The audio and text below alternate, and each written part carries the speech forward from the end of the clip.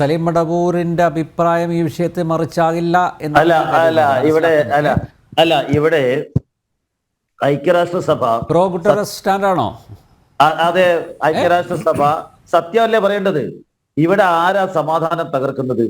ഇവിടെ ഐക്യരാഷ്ട്രസഭയുടെ തീരുമാനങ്ങളൊക്കെ അട്ടിമറിക്കുന്നത് ആരാണ്? അവിടുത്തെ പലസ്തീനികളാണോ? ഇസ്രായേലാണ് നിരന്തരമായി അട്ടിമറിക്കുന്നത്. അപ്പൊ അതിനെതിരെ നിലപാടെടുക്കുന്ന സമയത്ത് അദ്ദേഹം ഏകപക്ഷീയമായി ഒരു സത്യത്തിന് കൂടെ നിൽക്കണ്ടേ, ന്യായത്തിന് കൂടെ നിൽക്കണ്ടേ? അല്ല, പക്ഷേ ഇസ്രായേലിന് നേരെ നടന്ന അക്രമങ്ങളെ എന്തുകൊണ്ട് അപലപിക്കുന്നില്ല ഇദ്ദേഹം? അല്ല, ഇസ്രായേൽ പലസ്തീനികൾക്ക് നേരെ നടത്തുന്ന ആക്രമണങ്ങളെ അതേപോലെ അപലപിക്കട്ടെ. ഐക്യരാഷ്ട്രസഭ അപലപിച്ചിരുന്നതിന് മുമ്പേ എത്ര തവണ ആക്രമിച്ചു, എത്ര പാവപ്പെട്ട പലസ്തീനികളെ കൂട്ടക്കുരു ചെയ്തു. ഇതിനു മുമ്പേ ഇപ്പൊ ഗാസയിൽ ഇങ്ങോട്ട് ആക്രമിച്ചാൽ നിങ്ങൾ പറയൂ, അതിനു മുമ്പേ എത്ര പലസ്തീനികളെയാണ് ആക്രമിച്ചത്? വെസ്റ്റ് ബാങ്കിൽ ഒരു പ്രശ്നമില്ലാത്ത സ്ഥലത്ത് എത്ര പേര് കൊല്ലപ്പെട്ടു? നിരന്തരമായി കൊന്നൊടുക്കുകയല്ലേ, നിരന്തരമായി കൊന്നൊടുക്കുകയാണ്. യാതൊരു കാരണവുമില്ലാതെ പലസ്തീനികളെ കൊന്നൊടുക്കുകയാണ്. അഭയാർത്ഥി ക്യാമ്പിൽ, ബെയ്റൂട്ടിലെ അഭയാർത്ഥി ക്യാമ്പിൽ പോയിട്ട് എത്ര പേരെ പണ്ട് പലസ്തീനികളെ കൊന്നൊടുക്കി? നൂറുകണക്കിന് ആയിരക്കണക്കിന് ആളുകളെ ലോകത്തിന്റെ നാനാഭാഗത്ത് അഭയാർത്ഥി ക്യാമ്പുകളിൽ കഴിഞ്ഞുകൂടിയാണ്. ആ പാവങ്ങൾക്ക് സ്വന്തമായി ജീവിക്കാൻ ഒരു വീട് കൊടുക്കണം, അവനൊരു ഭൂമി കൊടുക്കണം. അവൻ ജീവിച്ച ഭൂമിയിൽ നിന്ന് ആട്ടി ഓടിച്ച് അവൻ അഭയാർത്ഥി ക്യാമ്പിലും അവന്റെ ഭൂമിയിൽ ഈ സിയോണിസ്റ്റുകൾ കയറിക്കൂടി ജീവിക്കുകയാണ്. അവൻ ഓരോ ദിവസവും അക്രമം അല്ല, എന്താണെങ്കിലും സലീം മടവൂർ, UN ഒരു നിഷ്പക്ഷ സമീപനം നിലപാടല്ലേ സ്വീകരിക്കേണ്ടത്? അത് UN ഭാഗത്തുനിന്ന് ഉണ്ടാകുന്നുണ്ടോ? ആണോ? UN ഇങ്ങനെ പോയാൽ മതിയോ? UN ഇങ്ങനെ പോയാൽ മതിയോ? അനിൽ നമ്പ്യാരെ പറയട്ടെ, നിഷ്പക്ഷം എന്ന് പറഞ്ഞാൽ സത്യത്തിന്റെ ഭാഗത്ത് നിൽക്കണം. ഇവിടെ സത്യം പലസ്തീനികളുടെ കൂടെയാണ്, പാലസ്തീനികളുടെ കൂടെയാണ്, അതിന്റെ കൂടെയാണ് നിൽക്കേണ്ടത്. അല്ലാതെ കളവിന്റെ കൂടെ നിൽക്കേണ്ടത്, ഈ അക്രമിയുടെ കൂടെയാണ് നിൽക്കേണ്ടത്. അമേരിക്ക നിൽക്കുമ്പോഴാണോ UN നിൽക്കേണ്ടത്? ഇപ്പോഴാണ് UN ഒരു അസ്തിത്വം വന്നിരിക്കുന്നത്. ഇസ്രായേൽ ഭൂമിയിലേക്ക്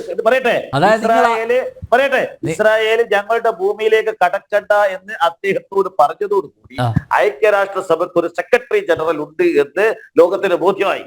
അദ്ദേഹത്തിന് നിലപാടുണ്ടെന്ന് ലോകത്തിന് ബോധ്യപ്പെട്ടു. ഇപ്പോഴാണ് ഒരു കൃത്യത വന്നിരിക്കുന്നത്. ഇത്തരത്തിലുള്ള അരാജക ശക്തികള്, ഇത്തരത്തിലുള്ള ലോകത്തെ മറ്റ് ജനാധിപത്യ സംവിധാനങ്ങളെ തകർക്കുന്ന ഒരു ജനവിഭാഗത്തെ കൊന്നൊടുക്കാൻ ശ്രമിക്കുന്ന ഒരു രാജ്യം തങ്ങളുടെ നിലപാടിനെതിരെ നിലപാടെടുത്തു എന്ന് പറഞ്ഞുകൊണ്ട് ഗുട്ടറസിനെ അവിടെ കയറേണ്ട എന്ന് പറഞ്ഞിട്ടുണ്ടെങ്കിൽ ചരിത്രത്തിൽ വലിയ കല്ലിൽ എഴുതി വെക്കുന്ന പേരാണ് ഈ ഗുട്ടറസിൻ്റെത്. കാരണം നിലപാടെടുക്കാൻ തന്റെ ഇടം കാണിച്ചു, ആർജവം കാണിച്ചു. ചരിത്രത്തിൽ ആദ്യമായി ഇസ്രായേലിനെതിരെ ഇതാണോ ആർജവം? അല്ലാതെ പിന്നെ എന്താണ്? സത്യത്തിന്റെ കൂടെ നിൽക്കുന്നു, അക്രമികൾക്കെതിരെ നിലപാടെടുക്കുന്നു. അതിലും വലിയ ആർജവം പിന്നെ എന്താ വേണ്ടത്?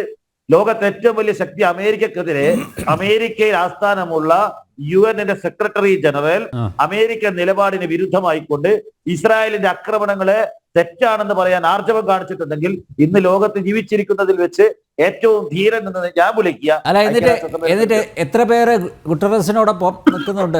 എത്ര പേർ? എത്ര രാജ്യങ്ങൾ? അനിൽ നമ്പ്യാരെ പറയുന്നുണ്ടല്ലോ, വളരെ ധീരോദാത്തമായിട്ടുള്ള സമീപനമാണ് സ്വീകരിച്ചതാണല്ലോ പറയുന്നത്. എത്ര പേർ അദ്ദേഹത്തെ അനുകൂലിക്കുന്നുണ്ട്? അത് പറ. സത്യത്തിന്റെ കൂടെ എത്ര ആളുണ്ട് എന്ന് നോക്കിയിട്ടല്ല, സത്യം എവിടെയാ നോക്കേണ്ടത്. നിങ്ങൾ പറയും സൗദി അറേബ്യ അപ്പുറല്ലേ, സൗദി അറേബ്യ പോയാലെന്ത്, UAE പോയാലെന്ത്? സത്യമല്ലേ നോക്കേണ്ടത്? സൗദി അറേബ്യക്ക് എന്തെങ്കിലും താല്പര്യം അമേരിക്കയോടുള്ള ബന്ധവുമായി താല്പര്യത്തിന് നിലപാടെടുത്തു വെച്ചിട്ട് പലസ്തീനികൾക്ക് ഭൂമി ഉണ്ടാന്ന് പറയാൻ പറ്റുമോ? ലോകത്തിന്റെ മൊത്തം കുത്തക, മുസ്ലിങ്ങളുടെ മൊത്തം കുത്തക സൗദി അറേബ്യക്കുണ്ടോ? പലസ്തീൻ ഭൂമിയിലെ അവിടെ മുസ്ലിങ്ങളും ക്രിസ്ത്യാനികളും ജൂതന്മാരും ഒക്കെ തന്നെ അവിടെ പണ്ട് ജീവിച്ചിരുന്ന, പരമ്പരാഗതമായി ജീവിച്ച അവിടെയുള്ള ജൂതന്മാർ അവിടെ തന്നെ താമസിക്കണം. അവിടെയുള്ള മുസ്ലിങ്ങൾ അവിടെ താമസിക്കണം, ക്രിസ്ത്യാനികൾ അവിടെ താമസിക്കണം. അവിടെ കൊണ്ടുവന്ന് കുടിയിരുത്തിയിരിക്കുന്ന സിയോണിസ്റ്റുകളെ അവരെ അവിടെ നിന്ന് മാറ്റണം. ഏറ്റവും ചുരുങ്ങിയത് പലസ്തീനികൾക്ക് ഹമാസ് ആക്രമിച്ചപ്പോ ഈ UN സെക്രട്ടറി ജനറൽ എവിടെയായിരുന്നു? അദ്ദേഹത്തിന്റെ വായിൽ പഴായിരുന്നോ? വർഷങ്ങളായി നിരന്തരമായി ആക്രമിക്കപ്പെട്ട് ഒരു തുറന്ന ജയിലിൽ അടച്ചിട്ട് എല്ലാ സ്വാതന്ത്ര്യം നിഷേധിക്കപ്പെട്ട ഒരു ജനവിഭാഗം അവന്റെ സ്വാഭാവിക ഞാൻ ന്യായീകരിക്കുന്നില്ല, നിരപരാധികളെ ആക്രമിച്ച ആളുകളെ ആക്രമിച്ചതിന്, പക്ഷെ ഒരു സ്വാഭാവിക പ്രതികരണത്തിന്റെ സ്വഭാവം കൂടെ അതിനുണ്ട് എന്ന് പറയാതിരിക്കാൻ നിർവാഹമില്ല.